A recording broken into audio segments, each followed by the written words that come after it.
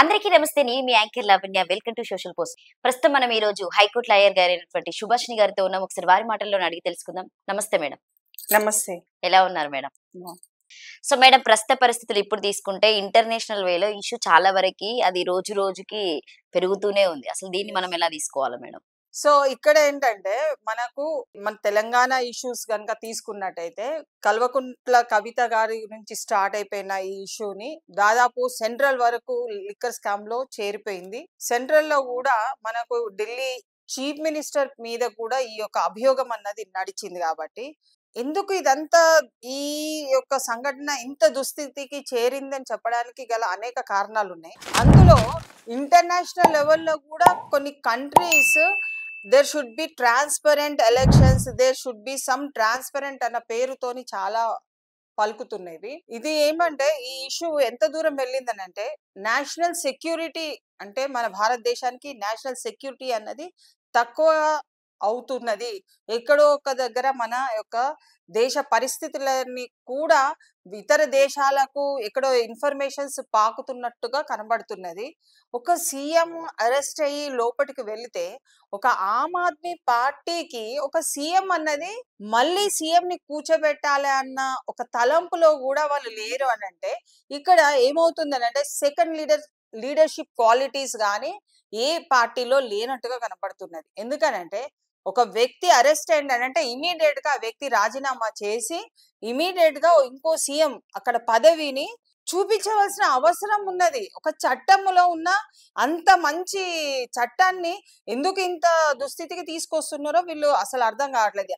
Aam Aadmi party వాళ్ళు ఒక మా నాయకుడు సీఎంఏ గాని సీఎం జైల్లో ఉండే రాజ్యాన్ని నడుపుతారు అని అంటే ఒక మనము మామూలుగా కూడా మనం ఆలోచించినట్టయితే రాజ్యాలు అయినా రాజులు కూడా ఏ దుస్థితిలో అయినా కానీ జైలుకి గనుక అంటే ఒక కారాగారంకి వెళ్తే ఆ యొక్క పొజిషన్ లో చిన్న పిల్లవాడు ఉన్నా కానీ అతని చేత రాజ్యాన్ని ఇచ్చి మీరు నడపాలి అంటే సామంతులు నడపచ్చు, ఇక్కడ రాజ్యాధికారంలో మంత్రులు కూడా నడపచ్చు. కానీ అక్కడ ఒక రాజ్యాన్ని ఒక చిన్న అబ్బాయికి కూడా ఇచ్చి నడిపిన పొజిషన్స్ మనము రాజ్యాలు చూసినాం మనం.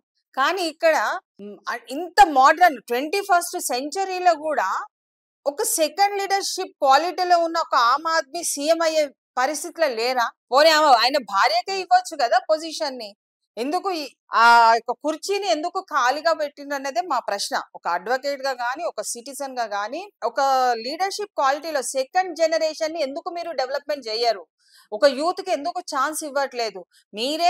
మీరే చేసుకున్న ఎన్ని సంవత్సరాలు మీరే ఉండాలంటే దాంట్లో కూడా నాయకులు ఉన్నారు కదా, వాళ్ళకు ఒక అవకాశం కల్పిస్తే వాళ్ళు ఒక అంటే ఒక మంచి సమాజాన్ని కూడా వాళ్ళు కూడా వాళ్ళ తరఫు నుంచి కూడా చూపించవచ్చు కదా. ఇంత లిక్కర్ స్కామింగ్ అనే కాదండి, చాలా ఒక అభ్యంతరకరమైన అంశాలలో అతను చిక్కుకున్నాడు. కాబట్టి ఈ ఇక్కడ మన రాష్ట్రంలో వచ్చేసి మనకు ఈ ఫోన్ ట్యాపింగ్ లో ఇష్యూస్లలో కూడా కేజ్రీవాల్ కూడా ఎంత అంటే ఇన్ఫర్మేషన్స్ ఉన్నాయో కూడా మనకు తెలియదు. ఇది ఎక్కడెక్కడికి పోతుంది, ఎన్ని రాష్ట్రాలకు ఈ యొక్క ఇన్ఫర్మేషన్ పోతుందో తెలియదు. మనం ఎన్ని రాష్ట్రాలు, మా దగ్గర ఒక టెక్నాలజీ ఉన్నది, మీకు ఏది కావాలో చెప్పండి, ఎవరెవరి ఫోన్లు ట్యాప్ కావాలో చెప్పండి, మేము ఇక్కడ సమాచారం అందిస్తామని చెప్పి కూడా చాలా రాష్ట్రాలకు కూడా చెప్పి ఉండొచ్చు. Maybe that might be the sum of the linkage ఉంటది.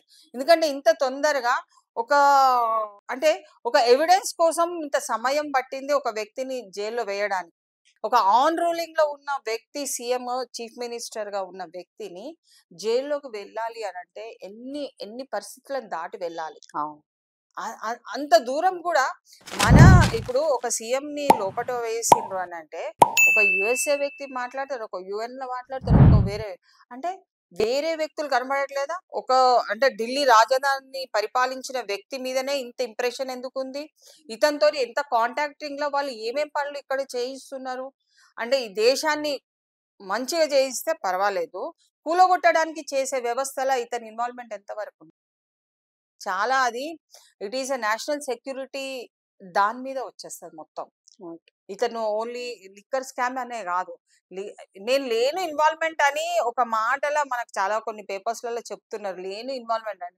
నీ ప్రభుత్వం నడిపినప్పుడే న్యూ లిక్కర్ పాలసీని తయారు చేసి దాన్ని ఇంట్రడక్షన్ చేసి దాన్ని నడిపి ఎప్పుడైతే కంప్లైంట్ పోయిందో నువ్వు అది బ్యాన్ చేసినావు. So it is under your control కదా. నువ్వు అది నీది కాదు అని నువ్వు మామూలుగా చెప్పినా కానీ సామాన్య జనం కూడా అర్థమైపోతుంది కదా. ఇప్పుడు నా ఇంట్లో నేను ఈ పని చేసిందండి, నేను ఒక మంచిగా చాయ్ చేసి మీ అందరికి పట్టుకొచ్చినాను. ఇప్పుడు నేను పట్టుకరాలేదంటే చాయ్ నా ఇంట్లో చేయలేదంటే బయట నుంచి తెచ్చినాను అంటే ఎక్కడ పోతుంది? తాగిన వ్యక్తి మీరు. అవును. నేను తెచ్చింది చూసిండ్రు, నేను తయారు చేసింది చూసిండ్రు, అన్ని నా ఇంట్లోకి వెళ్ళి తెచ్చిన తర్వాత నేను బయట నుంచి తెప్పించాను, నేను అబద్ధం ఆడితే ఎట్లా? So I'm not doing the wrong, but your intention to say something oddly అంటే పబ్లిక్ ఒప్పుకోండి. మేము న్యూ పాలసీ తెచ్చినాము, వాళ్ళు వచ్చిండ్రు, అది జరిగిన విషయాన్ని మేము పలానా అంటే వేరే వాళ్ళకి అప్పచెప్పినాము అని హుందాగా నువ్వు తీసుకునే నిర్ణయం అన్నది అది బాగుండు. కానీ నువ్వు మొత్తం ఇప్పుడు పబ్లిక్ లో అంతా చెప్పేసినావు, ఏం అంటే నువ్వేం చేసావు అని చెప్పేసినావు. కాబట్టి there is no excuse for you. నువ్వు ఇప్పుడు కారాగారంలో ఉన్నప్పుడు వేరే వ్యక్తులు వచ్చి పరిపాలన చేసుకొని సీఎం హోదాలో ఆమ్ ఆద్మీ పార్టీ వాళ్ళు వేరే వాళ్ళని తీసుకొని ప్రజలకు చూపించినట్టయితే సీఎం పొజిషన్ ని వాళ్ళకి ఇప్పియాలి, ఇచ్చి నడిపించండి. ప్రభుత్వాన్ని నడిపించకుండా ప్రభుత్వాన్ని కూలదీసుకోవడం ఇంకొన్ని రోజులు పోయితే మనకు ప్రెసిడెంట్ రూల్ గవర్నర్ పాలన వచ్చేస్తుంది. మరి దానికి ఎందుకు అవకాశం కల్పిస్తారు? Something betterment of the persons, betterment of the state, betterment of the nation, ఇది మన రాజ్యాంగం చెప్తున్న పరిస్థితులు. కాబట్టి సెకండ్ లీడర్షిప్ అన్నది కూలగొట్టిండ్రు, దేశాన్ని పరిపాలించే వ్యవస్థను కూలగొడుతున్నారు, సమాజంలో ఉన్న మనుషులు సిటిజన్స్ అన్న వ్యక్తిత్వాన్ని కూలగొడుతున్నారు. కాబట్టి ఈ యొక్క వినాశనం వైపు మనం ప్రయాణం చేస్తున్నాం. కాబట్టి దీన్ని పక్కకు దారి పట్టించకుండా మంచిగా చట్టాన్ని మంచి వ్యక్తుల మధ్యన ఉండి మంచిగా ఉపయోగించినట్టయితే అభివృద్ధి దశ వైపు మన భారతదేశం ప్రయాణం చేస్తారు.